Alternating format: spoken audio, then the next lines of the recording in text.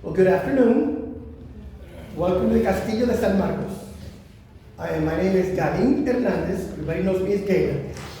I am not a ranger, I am a volunteer. I am retired twice. I'm retired from the U.S. Air Force Reserves, where I was a lieutenant colonel, and I'm retired from the Department of Homeland Security, where I was a special agent on the border. So because of that, I don't do anything from Mondays and Fridays, and then Saturdays and Sundays I rest. So, except for Wednesdays when I come here and I give talks. Today, I'm going to give you a talk on the legend of the lovers and the dungeon. You are in the oldest masonry fort in North America, the Castillo de San Marcos. It is 350 years old. October 2nd, 2022, it turned 350 years old. We actually had a birthday party for it, big old party. So it is the oldest masonry fort in North America. But it's the 10th fort here. There were 9 others before this fort. Now I say 350, that's pretty old. It's hard to understand. I'm old, but I'm not 350. It's not yet. To give you an idea how old the area in the fort is. When the Pilgrims arrived at Plymouth Rock on the Mayflower, the first babies that had been born in St. Augustine were already grandparents. The first baby born here was Martin Rodriguez, was born in St. Augustine in 1566. Pilgrims didn't arrive till 1620. The Mayflower was here 55 years later. St. Augustine is the oldest continuously inhabited city in North America. There was a 13th attempt by the Europeans to establish a colony. The first 12 failed, everybody died. The first time a European made it to North America was Juan Ponce de Leon. I'm sure you've heard the legend of the Fountain of Youth. He arrived in North America about 10 miles north of here, in an area called Pontevedra Beach. There's a monument there, the year 1513. That is 107 years before the Mayflower and the Pilgrims. The Spanish were already here. And because of European law, they owned everything to include Canada. Obviously, the Native Americans didn't believe that, but it's a different story. But anything north of St. Augustine was worthless to the Spanish. They didn't care about it. So when the British started coming to the north, you can have it, you can have it, you can have it, until they got here, where they fought for it. This is the only fort in the world that was never defeated in actual battle. Now, because it is so old, this area is so old, it has given time to arise legends and myths. And we're going to talk about probably the most talked about legend in this area. It's called the Legend of the Lovers and the Dungeon. Now, before I start, remember I said I am a retired special agent of Homeland Security. Border, spent 22 years doing investigations. So when I was approached to do this part, I decided I'm going to look at it as if I am going to court, just like a special agent would do. So we're going to look at it through the eyes of how a special agent criminal investigator would look at it. And the first thing you have to understand is, in stories like this, and everything, every good story, legend, myth, and lie needs just enough truth in it to convince a person who already wants to believe. So with that in mind, let's start looking at what is shown. The legend says that in 1833, remember that date, 1833, a man was walking on the outside of this fort. And there are stories that there is a ghost that inhabits the fort of a young woman that comes out at night in a long, flowing white gown, moaning and crying. Well, in 1833, this man's walking outside and he spots the apparition. And he hears the moaning. He comes up to the wall right here in this corner, on the outside, puts his ear to the wall, and he can hear something. Not sure what it is. So he pulls out some bricks from the wall.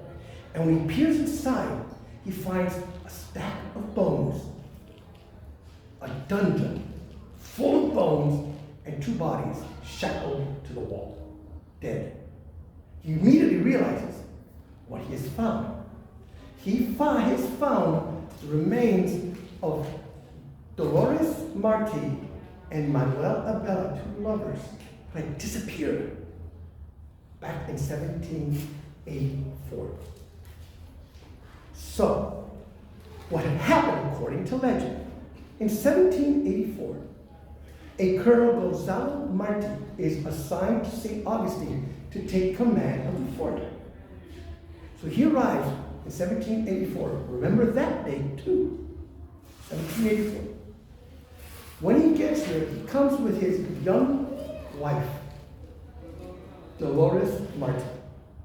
Now, Dolores Marti was significantly younger than the colonel.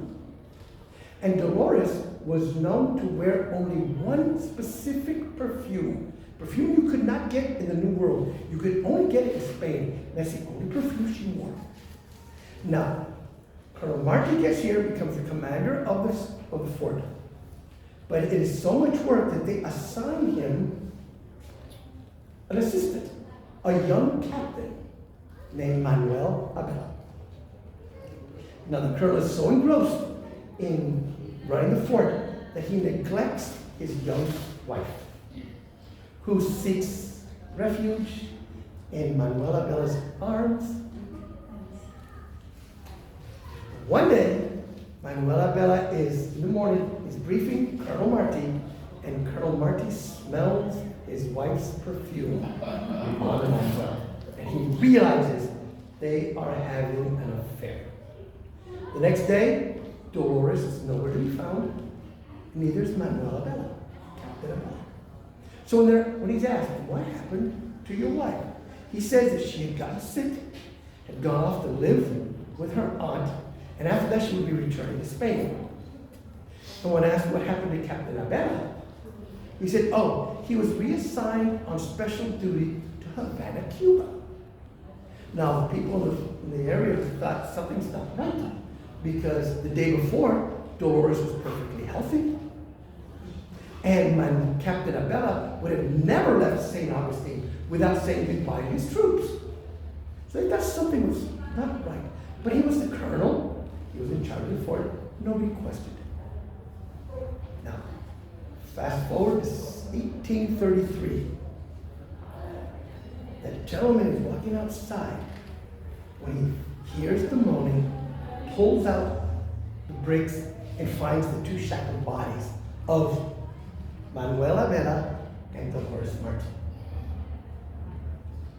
So that is the legend of the dungeon, the lovers, and the dungeon.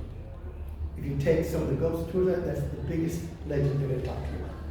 Now, let's take a look at it with actual documentation and from a law enforcement point of view. Before we start, you have to understand this fort was originally built in between 1672 and 1695. It took 23 years just to build the 4 outside walls and 4 corners. This section we're in now is the new section. This didn't start building until 1738. That's 45 years before the U.S. existed, and this is the new section. So between 1672 and 1695, they built the 4 outside walls, the 4 corners. Now the Spanish knew this was going to have cannons, and they needed gunpowder. Gunpowder is very dangerous. So they needed a place to store the gunpowder. Well, in that corner there, they built a gunpowder storage room. A room that the walls were very thick, full of sand. So that if a cannonball hit it, it would ignite the gunpowder and blow up the fort. Have you been in that room that you got to go underneath to get in? That's the old gunpowder room. But the Spanish didn't take into account that Florida's humid. And they didn't put any ventilation in that room. So after a couple of months, the gunpowder in the room got damp and it ruined the gunpowder. They couldn't store gunpowder there anymore. So they take all the gunpowder, they store it in the other basket in the corner there, which even today, that one has much better ventilation. Even today, we store a little bit of gunpowder. When we find the cannons and all that, that's where we store the gunpowder. It's got better ventilation. But that room, that old gunpowder room, it's worth it. Didn't need it. Now, this was 1702. The initial part of the fort is completed in 1695. 1702, that's 7 years later, the British attack. Now, when the British attack, They surround the fort. This is a siege fort. The entire city of St. Augustine comes in here to live. Now, to live here, to live for 60 days. Why 60 days? That's how long it would take them to send a messenger from here to Havana, Cuba by rowboat. There's no cars, no telephone, no radio. Tell the authorities St. Augustine's under siege. Get the fleet, come up, and save St. Augustine. So, they needed everything for 1,500 men, women, and children to live in this fort for 60 days. All these rooms were full of provisions, food and water. Food. Even though right next to the ocean, we're on top of fresh water. So they had 3 wells today. 2 of them were closed off. We have 1 well still there. You pop it over there, it's fresh water. It is drinkable water. I wouldn't drink it, but it's drinkable. No, it is. It's drinkable water. They have to clean a little bit. The danger of a fort is human waste with all the diseases. So the Spanish built a tidal toilet. Twice a day, the toilets will fill with tidal water. And twice a day, the tide will come out and flush the toilets. Twice a day, flush all the human waste.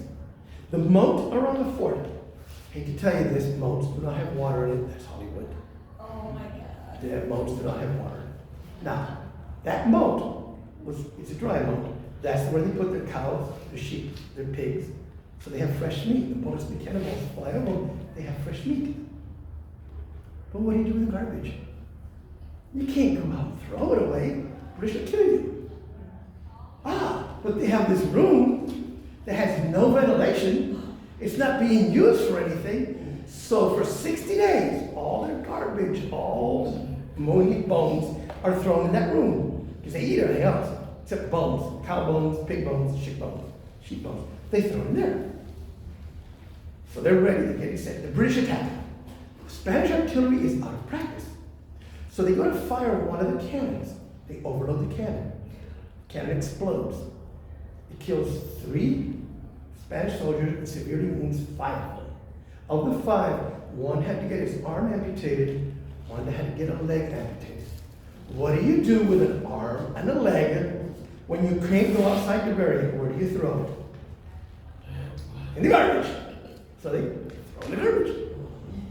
60 days later, the Spanish fleet shows up, rescues St. Augustine. The British have to head back to Charleston, South Carolina. But before they leave, they set fire to the city. They burn it down. So now they're gone. The citizens are coming out of the fort and everything is burnt down. Their houses are burnt down. Their stores are burnt down. Their farms. So their priority is to rebuild their town. Because everything is gone. Nobody wants to take the trash out. So after a couple of months, what do you think is happening to the garbage, the trash in that room? It's pretty bad. The governor at the time cannot waste any time or any manpower to empty the garbage room when he's got a city to rebuild. So he makes a decision to seal off the gunpowder room. So he takes coquina bricks, this is made out of coquina, seals off the gunpowder room in 2 sections. Everybody's busy rebuilding their town. After a couple of years, they forget about the gunpowder room, which is completely sealed off. You can't tell. So, fast forward, 1784. Remember I said 1784? Remember that date? The newly appointed governor of Florida, Manuel Zelaya, shows up here with his wife and daughter, Dominga. And they establish themselves here in St. Augustine. Government records show that he arrived here in 1784. Now, at the time, there was a regiment of Irish soldiers here with the Spanish Army, an Irish Iberian regiment. And young Dominga Cespedes falls in love with one of their lieutenants, Lieutenant Juan O'Donovan. Juan O'Donovan.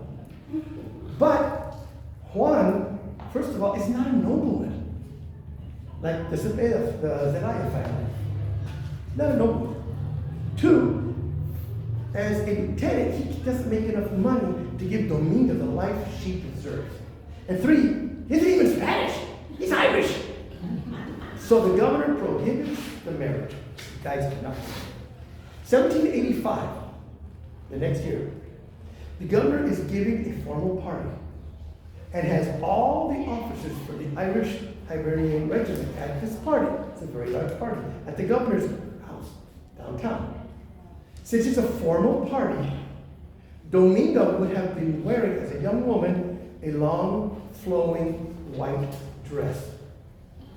Remember the ghost that shows up here is wearing a young woman with a long, flowing white dress.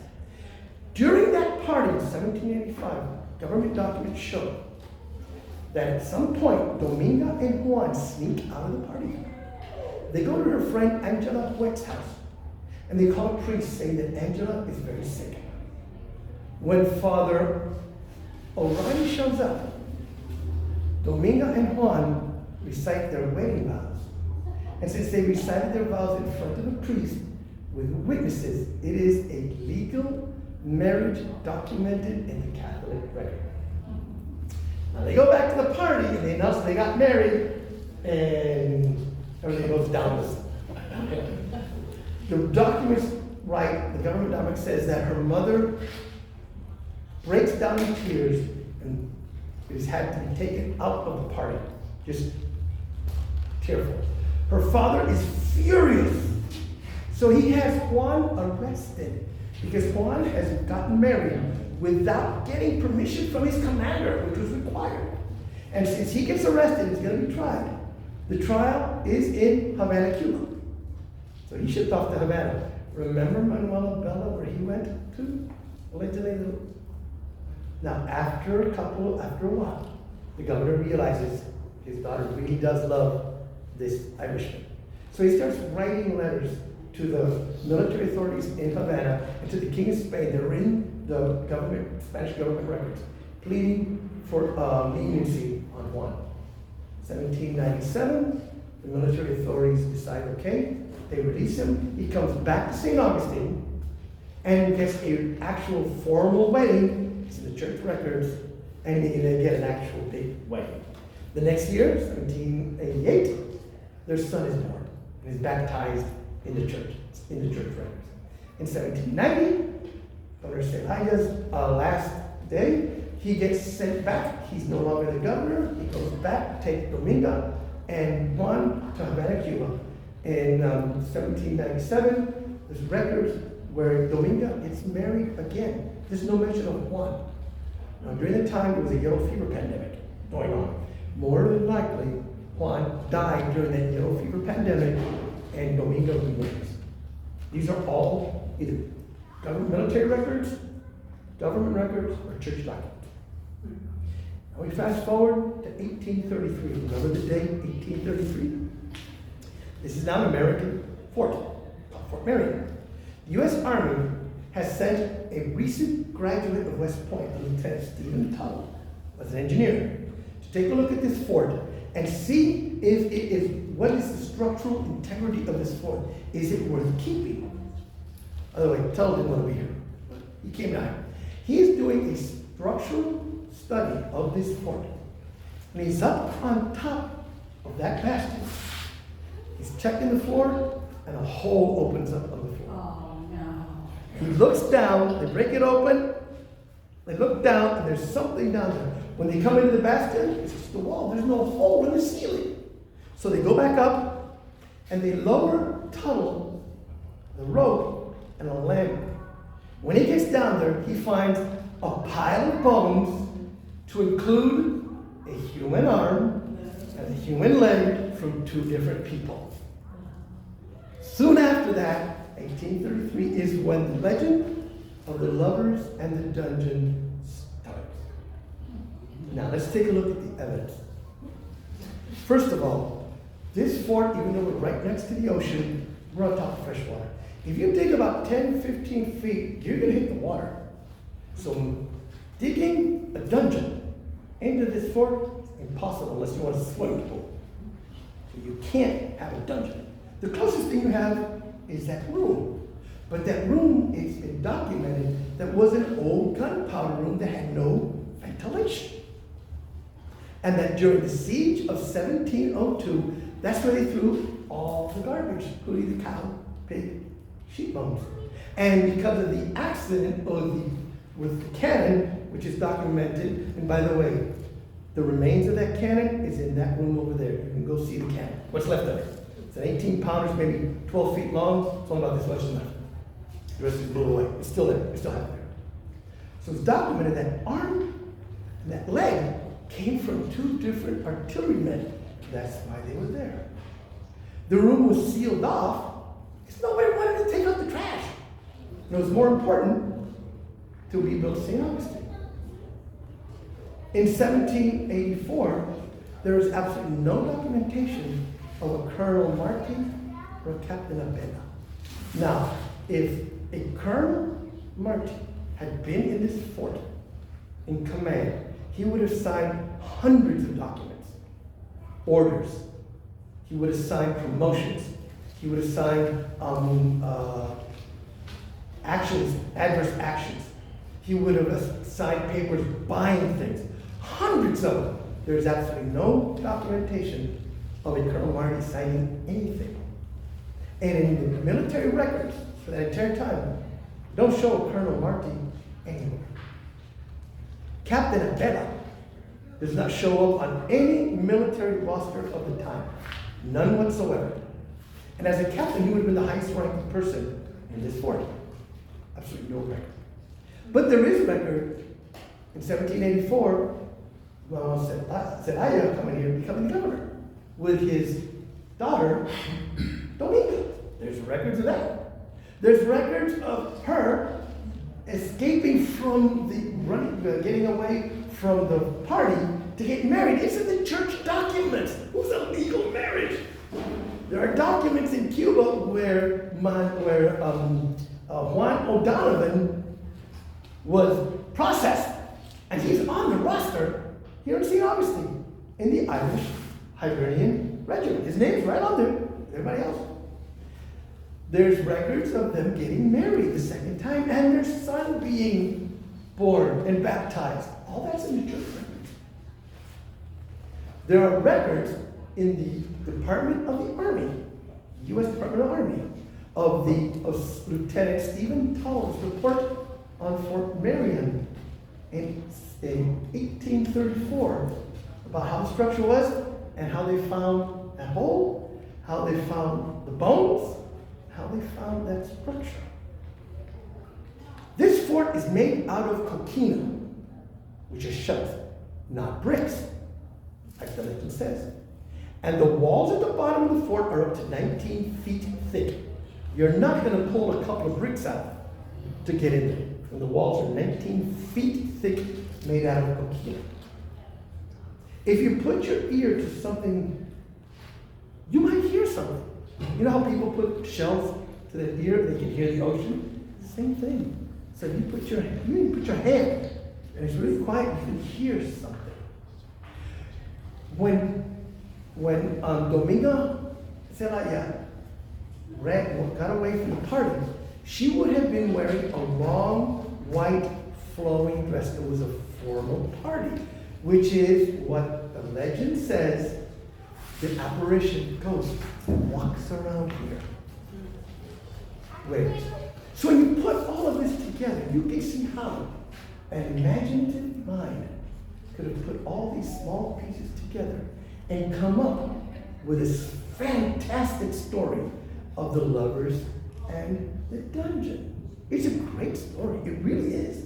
And it's one if you go outside and you talk, everybody in St. Augustine will tell you about the lovers and the dungeon. But unfortunately, all the documentation proved different. Remember, every good story, myth, legend, and lie has to have just enough truth in it to convince somebody who already wants to believe. That is the complete story. Now, if you have questions, feel free to ask. I'll be more than happy to answer. If I know the answer, I will give you the answer. If I don't know the answer, I'll make something up, and by the time you Google it, I'll be home. Thanks for everything.